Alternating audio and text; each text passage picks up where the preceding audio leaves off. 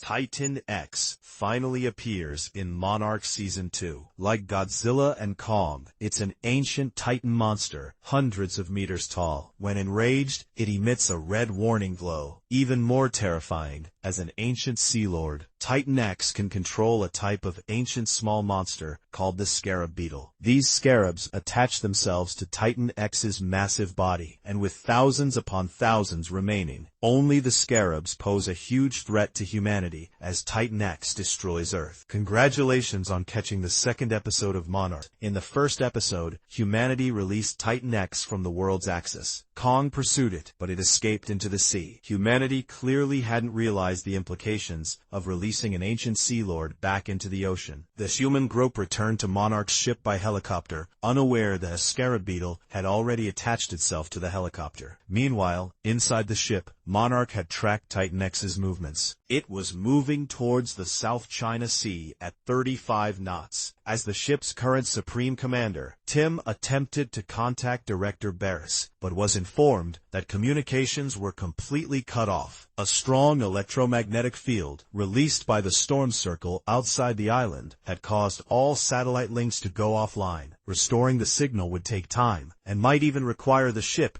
to leave the interference range. This meant they were temporarily isolated. Tim realized that nobody knew anything about the behemoth, and everyone was waiting for his orders. Just as he hesitated, Colonel Shaw appeared, advocating for the ships to immediately pursue the behemoth. Shaw ignored Tim and directly urged Monarch to take action. Tim tried to appease him by saying they needed orders from Washington, but Shaw was unmoved, warning that allowing the behemoth to land in a densely populated area would be a catastrophe. Tim tried to argue, emphasizing that this wasn't a warship, and blamed Kate and the others for the current situation caused by their efforts to save Shaw. After a tense standoff lasting several minutes, Tim finally relented. He ordered the tracking of the Titan, demanding that an alarm be sounded immediately once it left the island's signal jamming range, and commanded the ship to maintain a safe distance from the Titan X. Meanwhile, in another corner of the ship, Jiang Taro and Hong Ji, believing they had unleashed the Titan, were filled with remorse. We unleashed a Titan. We didn't know that would happen. Doesn't matter. You didn't push that button. We should have never pushed that button. Hearing this, Kate turned and walked away, feeling they were all blaming him for pressing the button and releasing the Titan. But Kate hadn't gone far when he found the corridor stained with blood. Following the trail, he found the scarab beetle. He had easily killed a crew member. Kate immediately notified his companions via internal phone, while simultaneously grabbing a fire extinguisher to confront the scarab beetle. I need a little bastard, Kate thought, but as the scarab approached, the fire extinguisher safety ring jammed. Luckily, Taro appeared in time, injuring the scarab and saving Kate. Kate, seeing this, grabbed the fire extinguisher and angrily struck the scarab,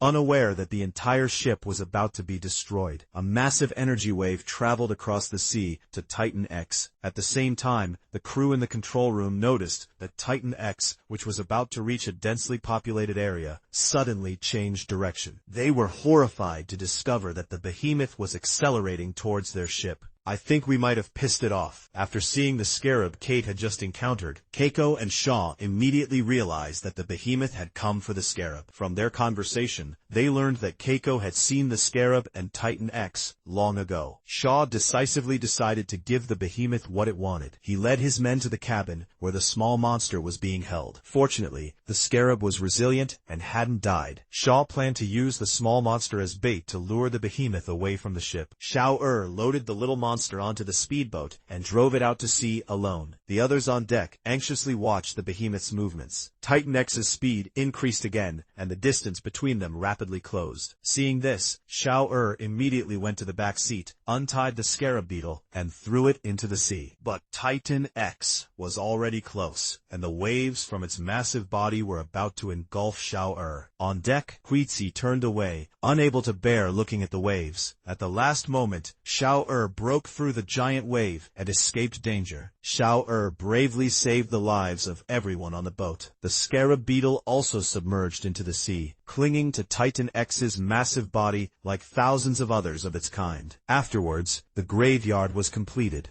Titan X turned and left, ignoring these tiny humans. Watching Titan X disappear into the distance, Huizi couldn't help but recall that night, decades ago. In 1957, his wife and companions came to an island to investigate, arriving just in time for a local fishing village festival. The villagers explained that they believed they needed to appease the great sea god to ensure a bountiful catch. The festival atmosphere carried an ancient and mysterious air. The villagers' revelry reached its climax as they carried offerings and performed an ancient ritual. A man slit open a fish's belly with a knife, then knelt, his hands stained with blood, and drew a strange symbol on a woman's head. Everyone around quickly dispersed, and the woman, after urging the two to leave, also quickly departed. Immediately afterward, the two felt a tremor from their brother. Looking back, they saw countless insects swarming towards them, or rather, towards the sea. Huizi and Shower fled hastily, trying to hide inside houses, but every door was tightly locked. Then they saw a gigantic sea monster rise from the surface. It was Titan X, now glowing red and enraged. The scarabs, also glowing the same color, all converged on Titan X, seemingly without any intention of attacking the two, until Shower kicked a passing scarab.